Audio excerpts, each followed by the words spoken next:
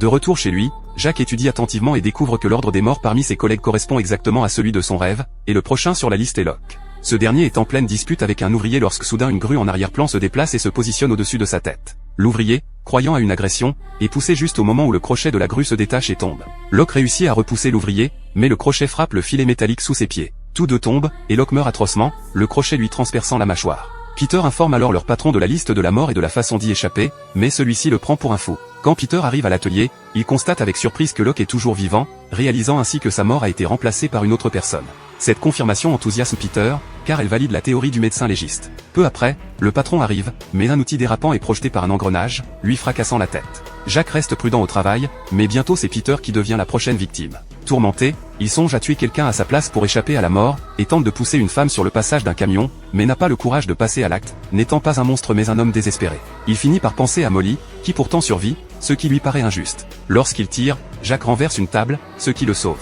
Peter rate sa tentative de tuer, touchant accidentellement la trachée de Jacques et le mettant hors combat. Une lame de cuisine tombe en tournoyant à côté de lui, sans le blesser, preuve que Jacques n'est pas encore destiné à mourir.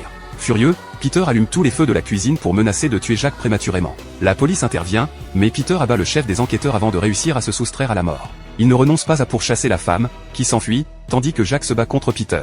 Ce dernier tombe accidentellement sur un fourneau, et alors qu'il s'apprête à tuer la femme, une pelle de four le transperce. Pensant être sauvé, il est victime d'un coup de feu automatique tiré par un pistolet surchauffé qui brise un verre à côté de lui. Cela confirme que tuer Peter, qui avait évité la mort, lui permet aussi d'y échapper.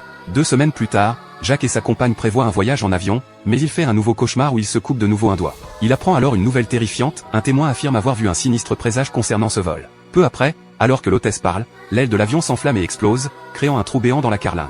Jacques et sa compagne sont expulsés de l'appareil, laissant pour seul survivant Locke. Mais il apprend vite que Locke souffre d'une tumeur au cerveau, ce qui pourrait le tuer à tout moment. Alors qu'il s'interroge sur la validité de cette survie, le train d'atterrissage s'écrase soudain sur le toit, mettant fin à sa vie. Ainsi, la mort emporte finalement tous les survivants.